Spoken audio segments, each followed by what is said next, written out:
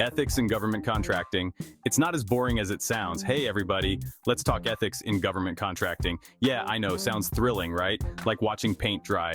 But stick with me, this stuff is important and honestly, way more interesting than you think. Think of it like this.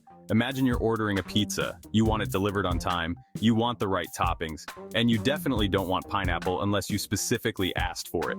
Government contracting is kind of similar, except instead of pizza, we're talking about billions of taxpayer dollars going towards things like roads, schools, and defense.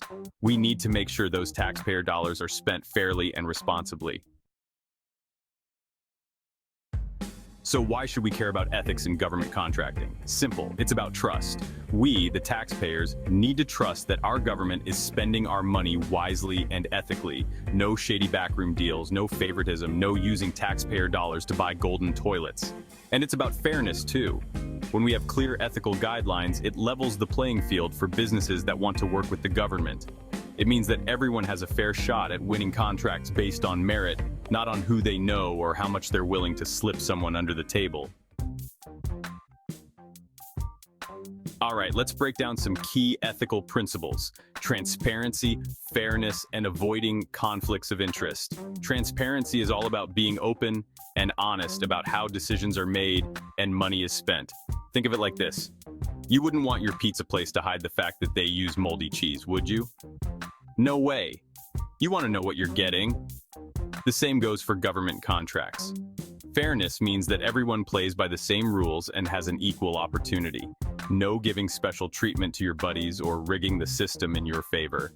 And lastly, conflicts of interest. This is a big one. It's when someone involved in the contracting process has a personal stake in the outcome.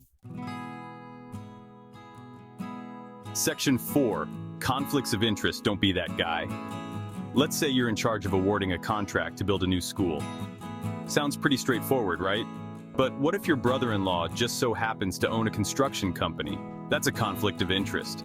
You might be tempted to give him the contract even if other companies are more qualified or offer a better price.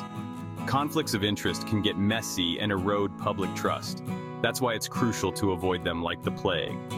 And if you can't avoid them entirely, at least be upfront about it and recuse yourself from the decision-making process. Section 5. Keeping it clean and accountable. So, there you have it. Ethics in government contracting. It's not about being a goody two-shoes. It's about doing the right thing, being responsible stewards of taxpayer dollars, and making sure everyone plays by the rules. Because at the end of the day, we all benefit from a fair and transparent system. Plus, it saves us from having to explain any more awkward situations to the ethics committee. And trust me, those folks do not have a sense of humor.